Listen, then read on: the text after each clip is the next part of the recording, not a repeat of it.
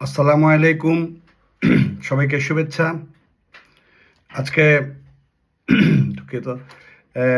আজকে আমি কিছু কথা বলবো আমাদের বাউল মহারাজ বাউল, আহ, উনার নাম হলো গিয়ে আবুল সরকার। উনাকে গ্রেফতার, উনাকে সবাই অনেকে মহারাজ বলে, আমরা উনাকে বাউল বলেই চিনি। যেহেতু উনাকে উপাধি দিয়ে দেওয়া হয়েছে যে উনি উনাদের গ্রুপ যারা তারা দিয়েছেন যে মহারাজ, এই জন্য তাকে মহারাজ বলে সম্বোধন করলাম। তো উনার ব্যাপারে একটা জিনিস জানে রাখা ভালো, উনি হলেন গিয়ে আমাদের বাউল সম্রাট রশিদ সরকারের ছেলে। তো রশিদ সরকারের ঘরানার লোক উনি। এই দিক দিয়ে উনার বাবাকে অনুসরণ করেই উনি বাউলিয়ানায় আসছেন এবং উনার জীবন বাউল বাউল জীবনের সাথে উনি সম্পৃক্ত করেছেন, উৎসর্গীত করেছেন। এবং উনার চলনে, উনার পরিধানে, ড্রেস আপে এটা প্রমাণিত হয় যে উনি একজন 100 ভাগে একজন বাউল। যেমন উনি মাত্র 2টা সাদা কাপড় পরে থাকেন এবং উনি জীবনের মোহ উনি ত্যাগ করেছেন। কিন্তু উনার কিছু কথা কিছু গানে কিছু বিতর্ক তৈরি করেছে। যেমন উনি এক জায়গায় বলেছেন যে আল্লাহ যদি সৃষ্টিকর্তা সৃষ্টি করে থাকেন, তাহলে উনি যদি এত বড়ই সৃষ্টিকর্তা হয়ে থাকেন, তাহলে আরো 2-1টা আল্লাহ কেন উনি তৈরি করলেন না? যেখানে হয়তো এখানে আল্লাহর কাজটা একটু কমে যাইতো। ওটা উনার উক্তি যে আল্লাহর কাজ একটু কমে যাইতো, এতে আল্লাহ হয়তো উনার কাজটা একটু ডিস্ট্রিবিউশন করে দিতে পারে। উনার উনার যে চিন্তা, কোন চিন্তা থেকে এটা আসলো উনি জানেন। আমার মনে হয় এরকম যে এত দারিদ্রতা, এত মানুষের এত সমস্যা, উনার কথায় হয়তো আল্লাহ এটা সামাল দিতে পারছেন না। আল্লাহ যদি আরো কয়েকজন হতেন তাহলে উনি কাজটাকে ভাগ করে দিতেন এবং এই কাজগুলা ইজি হইতো, তাহলে দারিদ্রতা হয়তো একটু কমতো। এটা আসলে ব্যাপার হলো গিয়ে উনারা এরকম পালাগান করে থাকেন এবং এইসব পালাগানের মধ্যে উনারা এইসব কথা বলেন। অতীতে উনারা এগুলি বলতেন, উনাদের চিন্তা। কোনো কোনো বাউলের, সব বাউল তো এক কথা না, যেমন বাউল আবুল সরকার এটা বলেছেন, অন্য বাউল হয়তো এটা সমর্থন নাও করতে পারেন, অন্য বাউল হয়তো এটা বলবেন না, বলবেন এটা আল্লাহর বিরুদ্ধে কথা, আমি কেন বলবো। তো বাউল আবুল সরকার হয়তো আগে আগে ছিল বাউলরা একটা নির্দিষ্ট গ্রামে, নির্দিষ্ট এলাকায়, ইউনিয়নে, ডিস্ট্রিক্টে এরকম কথা বলে বেড়াতেন বা কথা বলতেন বিভিন্ন পালাগানে। এগুলি তখন রেকর্ডও হতো না, ইউটিউবও ছিল না, ফেসবুকও ছিল না, ইনস্টাগ্রাম ছিল না, এগুলি আউট হতো না। কিন্তু এখন ভিড়ের মধ্যে একজন রেকর্ড করছে, করে ছেড়ে দিছে অনলাইনে, তাদের মানুষই আবার এটাকে ভাইরাল করার জন্য ছাড়তেছে। কিন্তু এইসব কথা যে নেগেটিভ প্রভাব পড়বে মানুষের মধ্যে, এগুলি সম্পর্কে তারা হয়তো এতটা সচেতন না। এটা হতে পারে তারা বুঝতে পারেন না। মানুষজন এটাকে তারা তারা মনে করেন আমি যে চিন্তা করি, দার্শনিক চিন্তা, আমার যে ফিলোসফি, এই ফিলোসফিটা হয়তো সবাই শুনে বলবে হ্যাঁ এখন উনি তো একটা কথা বলেছেন যেটা শোনার মতো, বোঝার মতো। কিন্তু আসলে তো এরকম হয় না। ঘটনাটা এখন যে রাজনৈতিক যে পরিস্থিতি বাংলাদেশের, 5ই আগস্টের পরবর্তীতে বাংলাদেশের যে ইসলামিক শক্তির উত্থান এবং এতে রাজনৈতিকভাবে বাউল্য একটু কুনোঠাসা।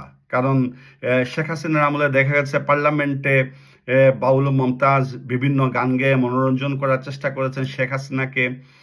এবং বাউলদের কিছু উদ্ধত্তপূর্ণ কথাবার্তা এগুলি ছড়িয়ে ছিটিয়ে ছিল চারিদিকে, মানুষজনের ভিতরে একটা বিরূপ প্রভাব।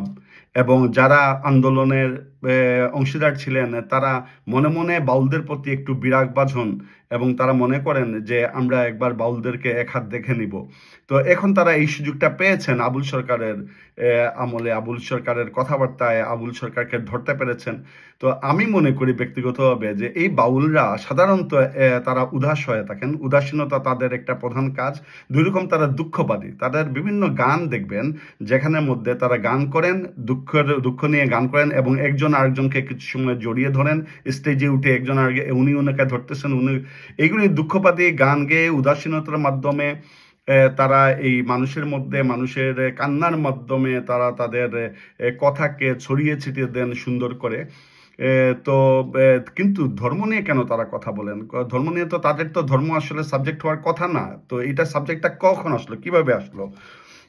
তাদের একটা পালাগান আছে, এটার নাম হলো শরীয়ত ও মারিফতের পালাগান। এই শরীয়ত এবং মারিফত যখন আসে তখন ধর্মের ব্যাপারটা চলে আসে এখানে।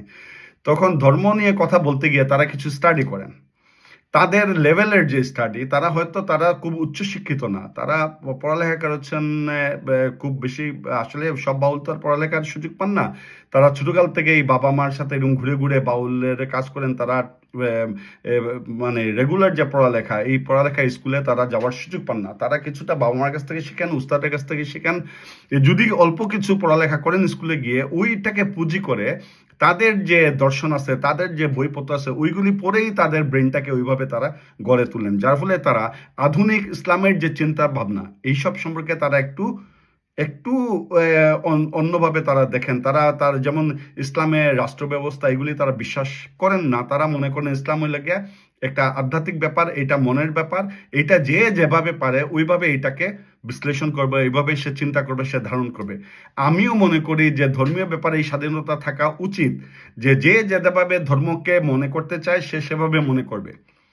প্রকাশের সময় শুধু একটু সংযত হবে, যাতে এটা মানুষের, সাধারণ মানুষ যারা আছেন, যারা ধর্মকে অন্যভাবে চিন্তা করেন অথবা ধর্মের ব্যাপারে তারা একটু কঠোর, তাদের মনে যাতে আঘাত না লাগে, এগুলি চিন্তা করাটা ভালো। কারণ পরিস্থিতি, সময় সবসময় এক থাকে না।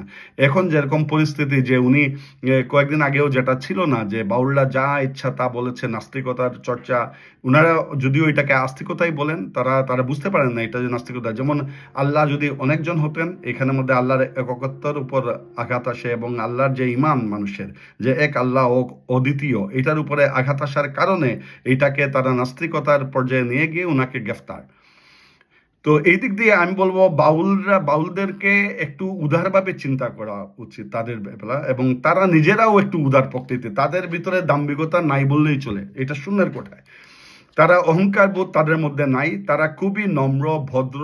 তাদের ব্যবহার আচার ব্যবহার, যারা বাউলদের সাথে মিশেছেন বা বাউলদেরকে যারা চিনেন তারা বুঝবেন, তারা খুবই নম্র। তাদের মধ্যে কোনো উগ্রতা বা উগ্রপন্থী কোনো মনোভাব তাদের মধ্যে নাই। তারা রুহানিয়তের চর্চা করেন না, আত্মার চর্চা করেন না, আধ্যাত্মিকতার চর্চা করেন না, আত্মাকে পরিশুদ্ধ করার চেষ্টা করেন। এই দিক দিয়ে তাদের চিন্তা ভাবনার মধ্যে দার্শনিকতার প্রকাশ করতে গিয়ে কিছুটা ভুলভ্রান্তি হতেই পারে। এর মানে এটা না যে তাকে জেলে নিয়ে পড়তে হবে, তাদেরকে অত্যাচার নির্যাতন তাদেরকে সহ্য করতে হবে, তারা একত্র হলে তাদের উপর আক্রমণ করতে হবে। এইগুলিকে আমি সমর্থন করতে পারছি না। কোনো ধরনের ভায়োলেন্স, কোনো ধরনের অন্যায় অত্যাচার আমরা আসলে এটা মেনে নিতে পারি না। বা আমরা যে কথা, যে জিনিস, যে সমস্যা, যে সমস্যা তৈরি হয়েছে, বা যেগুলো আমরা কথাবার্তার মাধ্যমে, আলোচনার মাধ্যমে এগুলির মধ্যে সমাধানে পৌঁছতে পারি, আমরা তাদের সাথে আলোচনায় বসতে পারি, তাদের সাথে আলোচনা করে তাদের ভুল ভ্রান্তি তাদেরকে দেখিয়ে দিয়ে বিভিন্ন টকশোর মাধ্যমে, বিভিন্ন আলোচনার মাধ্যমে, তর্ক বিতর্কের মাধ্যমে অথবা বাহাসের মাধ্যমে বড় বড় আলেমরা যদি তাদের সাথে বসে তাদেরকে আহ্বান করেন যে আসেন আপনাদের ভুল ধারণা আমরা একটু সংশোধন করি, তাহলে তারা বসতে পারেন। এবং আলোচনার মাধ্যমে, বর্তমানে ইউটিউব আছে, ফেসবুক, এগুলির মধ্যে সবার মধ্যে প্রসার হবে, এবং এগুলি মানুষ শুনে হয়তো কেউ কেউ সঠিক পথে চলে আসতে পারে। উনার যে সম্পূর্ণ ভুল পথ আমি বলছি না, এটা উনারা জানেন উনারা কোন পথে, বাট বড় বড় আলেমরা বলতে পারবেন উনারা কতটুকু ভুল ভ্রান্তি, হয়তো বা 100%ই ভুল, হয়তো বা কিছু অংশ ভুল, কিছু অংশ সঠিক। যে অংশটা ভুল সেই অংশটাকে আলোচনার মাধ্যমে সঠিক পর্যায়ে নিয়ে আসা। তো এর জন্য গ্রেফতার করা বা তাদের মধ্যে একটা বিরূপ প্রক্রিয়া তৈরি করা, বিরূপ প্রতিক্রিয়া তৈরি করা, এটা মোটেও আশাব্যঞ্জক না। কারণ কি, আমরা অতীতে দেখেছি যে বিভিন্ন সরকারের আমলে দমনপীড়নের মাধ্যমে মানুষকে বশ করতে না পেরে পরবর্তীতে বড় আকার ধারণ করা, এবং এগুলি পরবর্তীতে সাধারণ মানুষের ভিতরে, সাধারণ মানুষ কিন্তু সবচেয়ে বড় দেশের বিচারক হলো গিয়ে, রাজনীতি করে না যে মানুষগুলা, তারা হলো গিয়ে দেশের সবচেয়ে বড় বিচারক। তারা বিচার করে এগুলি, যে কে অত্যাচার করছেন, কে কি করতেছেন, তারা এটা বিচার করেন। তো এইসব এই বিচারে বিচার বিচার করার মালিক এই জনগণ, এবং তারা বিচার করছেন, এবং তাদের ভিতরে এই ধরনের একটা প্রতিক্রিয়া বা খুব জন্ম নিচ্ছে যে এসব অত্যাচার আসলে বাউলদেরকে অনেকেই পছন্দ করে, এটা জানতে হবে, বুঝতে হবে। আমরাও বাউলের গান শুনি, আমরা বাউল রচিত সরকারের গান, যেমন ধরেন কতদিনের কত আশা, সামলাইয়া থুইছি মনের ব্যথা, ব্যথার বন্যা বইয়ারে যাইতো, আমার ব্যথা মানুষে যদি জানতো। তো কত সুন্দর কথা, কত বড় মানুষের মনের অন্তরের কথাগুলা তারা বলেন। আরেক জায়গায় তিনি বলেছেন, রশিদ সরকার, যেমন প্রেম জ্বালা আছে যার অন্তরে সে কি ঘরে রইতে পারে, উড়াধুরা করে প্রাণ প্রাণ যায় প্রাণে ঢেউ খেলায়। তো এই যে উনার কথা, যেমন প্রেম জ্বালা আছে যার অন্তরে, এটা কার প্রেম? এটা বাউলরা সাধারণত এটাকে আধ্যাত্মিকতার দিক দিয়ে বলেন, তারা কিন্তু এই খুব ঠুনকো প্রেমের কথা তারা সাধারণত বলেন না, তারা বলছেন এটা আল্লাহর প্রেমের কথা। এই প্রেম যার অন্তরে থাকবে সে কখনো ঘরে বসতে পারবে না, সে বাইর হবে, মানুষের সাথে কথা বলবে, মানুষকে জানানোর চেষ্টা করবে। এইটা হলো গিয়ে মানুষের ভিতরে এই আল্লাহর প্রেমের কথা উনি বলছেন। তো এটা তার কথাগুলা কত সুন্দর, এবং রশিদ সরকারের অনেক কথা অনেক সুন্দর, এবং উনার ভরাট গলা, দরদি গলা মানুষের মন জয় করেছে গান। তো এখন যেটা সমস্যা হচ্ছে, আরেক জায়গায় উনি বলছেন যে পাগল মরলে বাত্তি জ্বলে, কোনো মুন্সি মরলে জ্বলে না, কোনো মৌলবি মরলে জ্বলে না। তো এই যে বাত্তি জ্বলার কথাটা উনি যেভাবে বলছেন, আসলে বাত্তিটা কি? তারা তো নিজেরাই নিজেদের মোমবাতি জ্বালান কবরের মধ্যে, এবং আস্তে আস্তে এটা মাজারে পরিণত হয়। যেমন বাউল রশিদ সরকারের মাজার, যেটা এখন বিরাট আকার ধারণ করেছে, এখানে প্রতি বছর বড় বড় অনুষ্ঠান হচ্ছে, বাউলরা যাচ্ছেন বিরাট টাকার, কিন্তু বাউল রশিদ সরকার কিন্তু খুবই একটা জরাজীর্ণ অবস্থায় ছিলেন, খুবই ঘুরে ঘুরে কাজ করতেন, গান গাইতেন, কোনোদিন খাবার আসছে, কোনোদিন খাবার আসে নাই, কোনোদিন টাকা পাইছেন, কোনোদিন পান নাই, এই অবস্থার মধ্যে। কিন্তু এখন আবুল সরকারদের অবস্থা কিন্তু এরকম না, তারা কিন্তু বেশ আরামে আছেন। যেমন বাউল রশিদ সরকারকে বলা হয় বাউল সম্রাট রশিদ সরকার, এবং উনার ছেলে আবুল সরকারকে বলা হয় মহারাজ। সম্রাটের ছেলে মহারাজ, ভেরি গুড, এরকম হয়তো তারা এটাকে নিয়ে নিয়েছেন এরকম ভাবে। তারা কিসের সম্রাট? তারা হলো আধ্যাত্মিক জগতের সম্রাট। তারা কিসের মহারাজ? তারা আধ্যাত্মিক জগতের মহারাজ, তারা বাউল, তারা উদাসীনতার মহারাজ, তারা দুঃখবাদের মহারাজ, তারা মানুষের দুঃখকে বাইর করে নিয়ে আসেন। তো এই যে এইসব জিনিস তারা করেন, তারা এটা আমাদের কালচারের একটা অংশ, আমাদের বাংলাদেশের লোকসঙ্গীত, তারপর আমাদের যে সংস্কৃতি, এগুলি তারা ধারণ বহন করেন, এবং তাদেরকে এক পর্যায়ে তাদেরকে আসলে আমরা ছাড় দিতেই হবে। তারা চলবেন, তাই বাউল থাকবে, মানুষ থাকবে, মানুষের ভিতরে সুর থাকবে, সুরের সাধনা থাকবে, বাউল থাকবে, বিভিন্ন গান যেভাবে আছে সব গানই চলবে।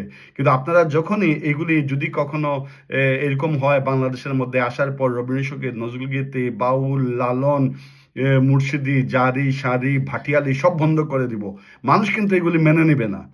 মানুষ কখনো এগুলি মেনে, কারণ মানুষ আজ আপনারা 1 বছর 2 বছরে এগুলি কন্ট্রোল করতে পারেন, দমায় দিতে পারেন, কিন্তু এক সময় কিন্তু আবার চলে আসবে আগের জায়গায়। মানুষ যখন দেখবে যে আমি আমার গলা ছেড়ে গান গাইতে পারি না, আমার গান দিয়ে মানুষের মনের মধ্যে আবেগ তৈরি করতে পারে না, আরেকজন মানুষ চিন্তা করবে যখন যে আমার আবেগটা আমি প্রকাশ করতে পারছি না, বা গান শুনে আমার মনে আবেগ তৈরি হচ্ছে না, আস্তে আস্তে এগুলি বাস্ট হয়ে যাবে, এবং সমস্যার সৃষ্টি হবে। তো আগের থেকে এগুলি নিয়ে চিন্তা ভাবনা করা ভালো, যে যদি কি করবেন, কতটুকু তাদেরকে ছাড় দিবেন, সরকার তাদের সাথে আলোচনা করেন, বর্তমান সরকার যারা আছেন আবুল সরকারের সাথে আলোচনা করেন, তাদের সমর্থকদের সাথে আলোচনা করেন। হইতে পারে তারা খুবই ক্ষুদ্র শক্তি, তাদের কোনো শক্তি নাই, কিন্তু তাদেরকে এই সুযোগটা দেওয়া উচিত, আলোচনার সুযোগ। তাদের সাথে আলোচনা করেন, তাদের যে রুহানির যে পরিচর্যার যে ধারা, এটাকে কিভাবে আরো অগ্রগামী করা যায়, তাদের ভুল থাকলে তাদেরকে শুদ্ধভাবে নিয়ে আসেন। ইভেন কি আমি অনেক ব্লগারকে হত্যা করা হয়, আমি আসলে এগুলি সাপোর্ট করতে পারি না। কেন পারি না? একজন ব্লগার আজকে যা লিখছে, বা কালকে কিন্তু তার চিন্তার চেঞ্জ আসবে, এবং অনেক সময় দেখা গেছে যে মৃত্যুর আগ পর্যন্ত তো তাদেরকে সুযোগ দেওয়া উচিত। সে তো কলেমা পড়তে পারে, সে তো বলতে পারে, তওবা করতে পারে, সে বলতে পারে আমি ভুল করছি সারা জীবন, আমাকে আল্লাহ তুমি মাফ করে দাও, এটা তো তারা বলতে পারে। তো তাদেরকে আপনি হত্যা করে ফেললেন, তার সুযোগটা তো আপনি নষ্ট করে দিলেন। তার তো এই সুযোগটা আর থাকলো না যে তওবা করে সে সঠিক পর্যায়ে চলে আসা। তাকে কেন আপনি হত্যা করবেন? হত্যা করার অধিকারটা আপনাকে কে দিয়েছে? এইগুলি আপনার যদি হত্যা করেন, দেশের সরকার থাকা অবস্থায় জনগণ তো হত্যা করতে পারেই না, এবং কোনো ধর্মতত্ত্বের কারণে, কোনো ধরনের তাত্ত্বিক কারণে কাউকে হত্যা করা কোনোভাবেই উচিত না। যারা তথ্যের চর্চা করেন তাদের চিন্তার পরিবর্তন ঘটে পর্যায়ক্রমে। আজকে যেটা 10 বছর পরে অন্য চিন্তায় আসবেন, 10 বছরে একজন নাস্তিক দেখা যায় আস্তিক হয়ে যায়। বিভিন্ন আমি অনেক বড় বড় নেতা আছেন যিনি আগে জাসদ করতেন, পরবর্তীতে ওনারা জামাত করতেছেন, অন্যান্য ধর্ম চলে, অন্যান্য ধর্মীয় পার্টি করতেছেন। সবকিছুর ঊর্ধ্বে মানুষের চিন্তাকে গুরুত্ব দিতে হবে, মানুষের চিন্তাকে, মানুষের মনকে গুরুত্ব দিতে হবে। বাউলরা যেরকম উদার, তাদের সাথে উদার ব্যবহারটা করতে হবে। তাদের সাথে অত্যাচার নিপীড়ন করে তাদের কোমল মনে দুঃখ দিয়ে তেমন কোনো ভালো ফল আসবে না। আর তারা যদি কোনো ভুল কথা, ভুল চিন্তা হয়ে থাকে, তাদেরকে শুধরানোর চেষ্টা করেন আলোচনার মাধ্যমে। না শুধরালে উনার ইমান উনি নিয়ে যাবেন, আল্লাহ উনাকে কি শাস্তি দেবে এটা আল্লাহ জানেন। এটা নিয়ে এত বেশি মাথা ঘামানোর কোনো দরকার নেই, কারণ তারা খুব কম মানুষকে তারা পরিবর্তন করতে পারেন, শুধু তাদের। আর এইটা ছিল আগের সিস্টেম, এইটা করে করে তারা মানুষের মনের মধ্যে আগে প্রভাব সৃষ্টি করতেন। তো তারাও যাতে সুন্দর করে একটা ভালো চিন্তা ভাবনার, ভালো শিক্ষার আলোর মধ্যে আসতে পারেন, এইটাই তাদেরকে চেষ্টা করা উচিত। এই যে তারা আল্লাহর ইশকে দেওয়ানা বা আল্লাহর দেওয়ানা হয়ে কাজ করেন, এটাকে যাতে আরো ত্বরান্বিত করা যায়, আরো সুন্দর করা যায়, এইভাবে আমরা তাদেরকে উৎসাহিত করে, তাদেরকে তাদের ভুল ভ্রান্তি ধরিয়ে দিয়ে, তাদেরকে সঠিক পথে পরিচালনার সুযোগ দিয়ে আমরা তাদেরকে নিয়ে আসি। আর আমি এখন আমাদের মহান নেত্রী, গণতন্ত্রের মানুষকন্যা বেগম খালেদা জিয়ার সুস্থতা কামনা করে আমি আমার বক্তব্য শেষ করছি। ধন্যবাদ। আসসালামু আলাইকুম রহমতুল্লাহ।